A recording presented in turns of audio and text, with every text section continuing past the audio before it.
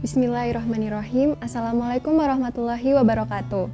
Perkenalkan, nama saya Anita Febrianti Widyastuti. Saya dari S1 Antropologi Sosial Fakultas Ilmu Budaya Angkatan 2018.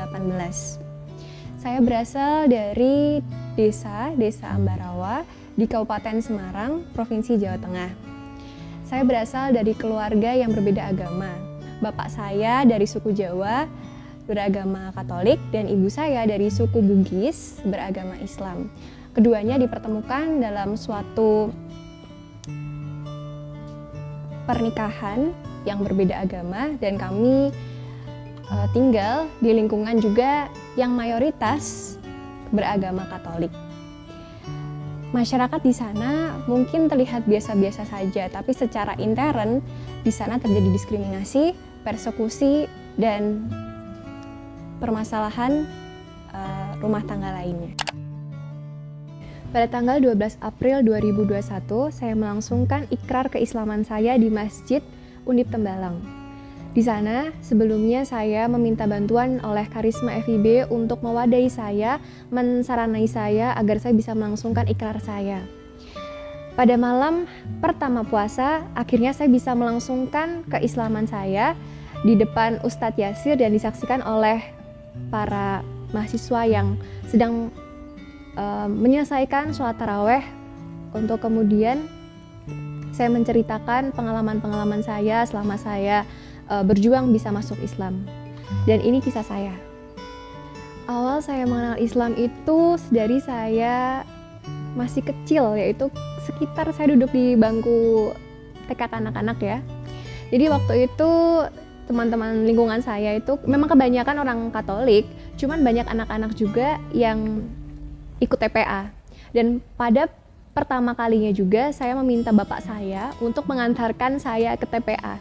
Tapi yang saya dapatkan bukan jilbab, bukan ikro, tapi malah kuping yang dijewer sama pantat yang disabet sama sapu.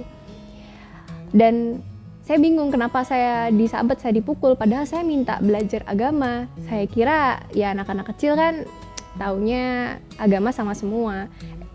Malah pada beberapa hari selanjutnya saya dibawa untuk ikut sekolah minggu. Dan saya tinggal di daerah Ambarawa itu memang banyak sekali orang-orang Nasrani, orang Kristen, orang Konghucu, bahkan beraneka ragam agamanya dan beraneka ragam manusia juga di sana. Waktu saya kelas 6 SD, titik pertama saya menjadi dewasa karena saya harus memilih agama saya antara Katolik atau tidak tahu agama apa. Dan saya memberanikan diri untuk dibaptis.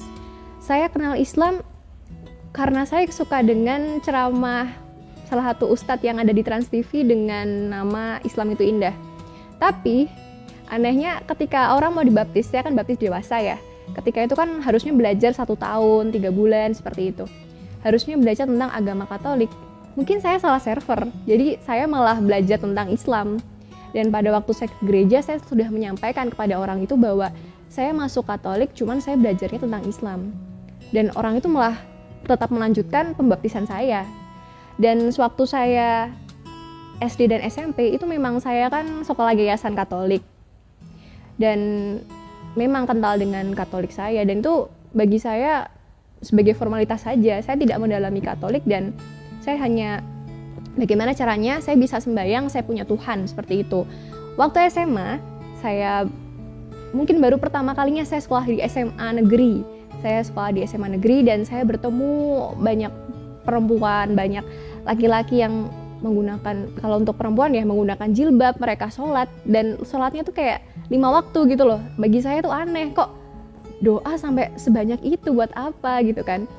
Itu kali ketiga saya mengenal Islam gitu. Kalau ditanya motivasi, itu lebih gimana ya? Motivasi kan untuk meraih sesuatu yang kayak aku pengen nih udah bisa keterima Undip gitu kan, itu kita punya motivasi.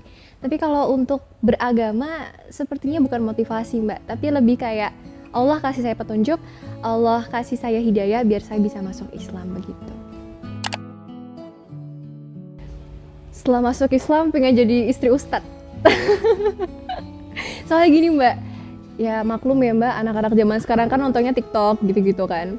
Kayak liatin apa ya, Kartika Putri gitu kan, zaman dulu dia pakai baju-baju seksi, dapatnya Habib, siapa tahu kan saya dapat Ustadz gitu.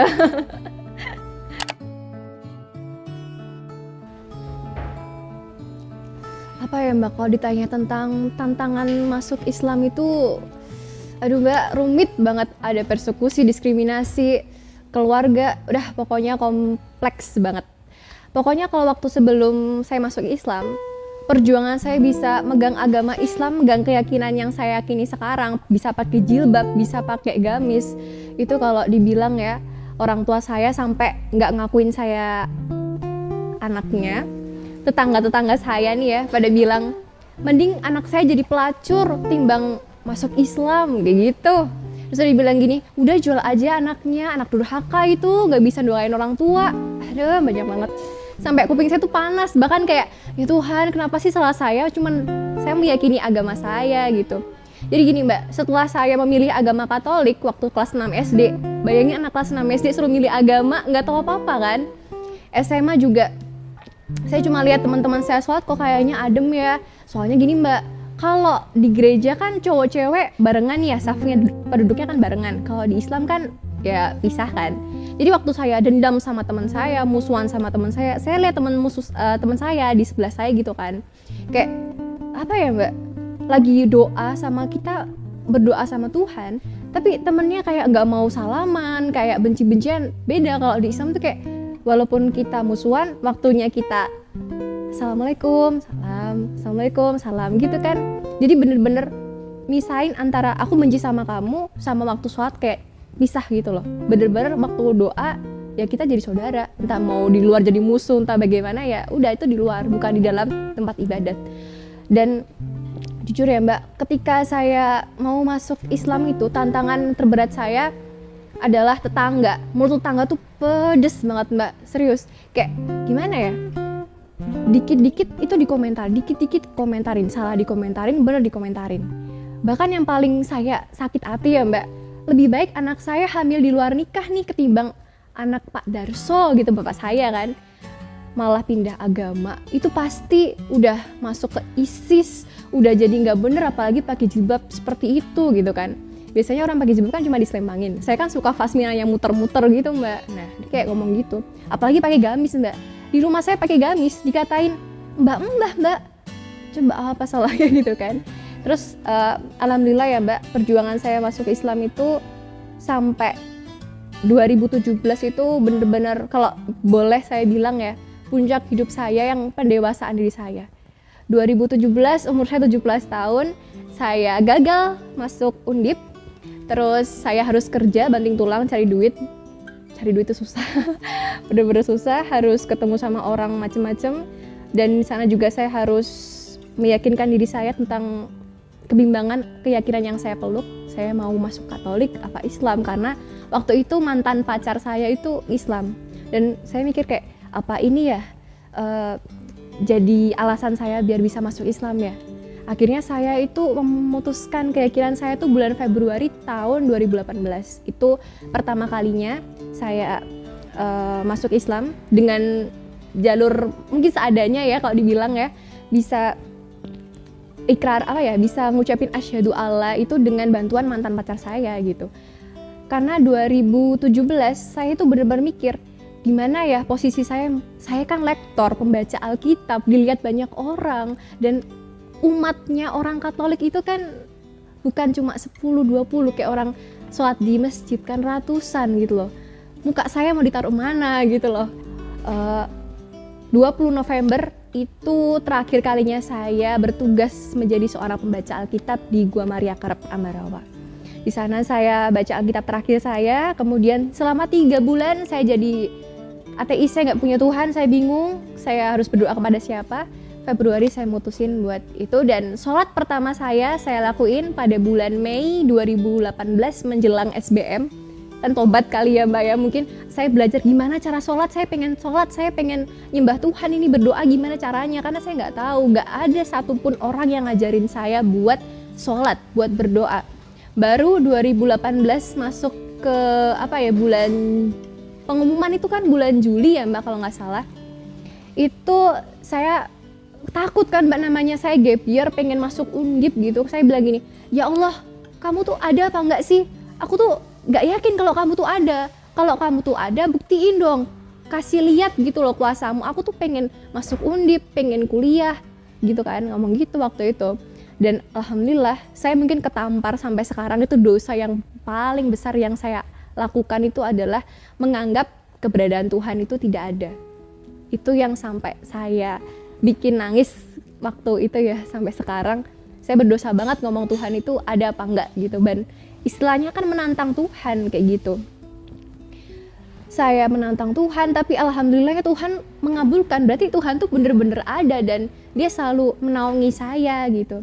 Dan dia mengirimkan orang-orang baik lewat pekerjaan saya, lewat teman-teman jurusan saya, mengajari saya sholat, baca Iqra.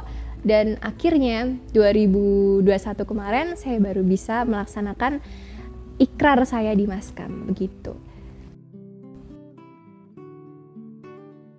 Hal yang paling saya syukuri kenapa saya bisa masuk Islam, dan yang paling saya syukuri banget, alhamdulillah saya bisa menjadi hamba-Nya Allah. Saya senang bisa masuk Islam karena saya tahu kelakuan saya selama ini tuh berdosa banget sama ibu saya. Di agama saya tuh perempuan itu kan sejajar sama laki-laki, jadi jarang dibahas tentang perilaku kita sama orang tua kita gitu. Nah, ketika masuk Islam, kok dahulukan ibumu, ibumu, ibumu. Padahal saya itu ya di masa lalu bentak orang tua, kalau nggak diturutin kayak mukul meja, apa gitu kan. Sekarang nih Mbak, masuk Islam, alhamdulillah ya, mungkin hidayahnya Allah. Lihat mama saya nyuci piring, minta uang ke orang tua aja kayak, kasihan orang tua saya kerja keras banget buat nyukupin saya. Kok saya berani-beraninya ya zaman dulu bentak-bentak orang tua. Bahkan gimana ya, saking saya kesel karena orang tua saya suka ribut, bapak ibu saya ribut, saya pernah bilang ke orang tua saya, udah cerai aja. Saya teriak di jalan, dilihatin tetangga-tetangga. Situ saya kayak, ya Allah, saya ini anak tapi kok saya durhaka banget. Kalau mungkin saya nggak masuk Islam, saya ini masih jadi anak durhaka. Saya nggak tahu kedepannya saya gimana memperlakukan orang tua saya, begitu.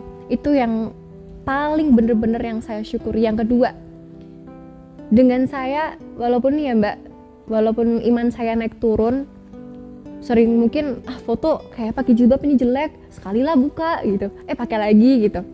Yang paling saya syukuri, Allah tuh jaga aku banget ya. Dengan aku dipakein jilbab, orang tuh mandang aku baik, padahal di belakang yang mereka tahu aku tuh punya aib banyak banget, masalah banyak banget. Tapi Allah senantiasa menutupi aib aku, kejahatan aku, kenakalan aku, seperti itu. Itu yang paling saya syukuri.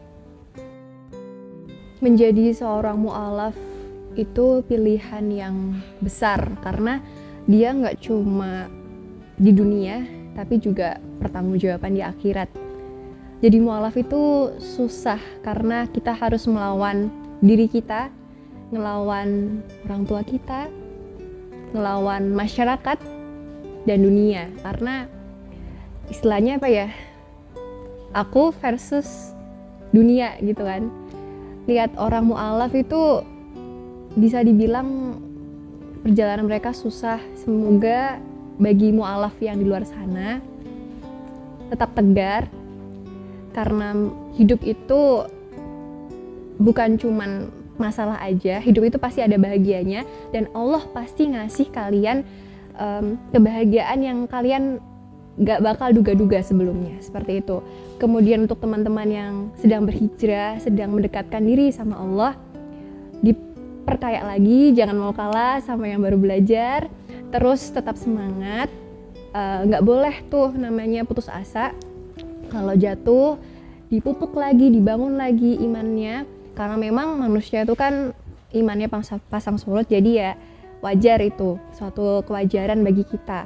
Cuman tetap harus dipupuk, jangan sampai kalah sama yang baru belajar kayak gitu. Sekian dan terima kasih. Ini kisahku, semoga bisa menginspirasi kalian di luar sana. Tetap semangat, jangan lupa sholat dan berdoa. Wassalamualaikum warahmatullahi wabarakatuh.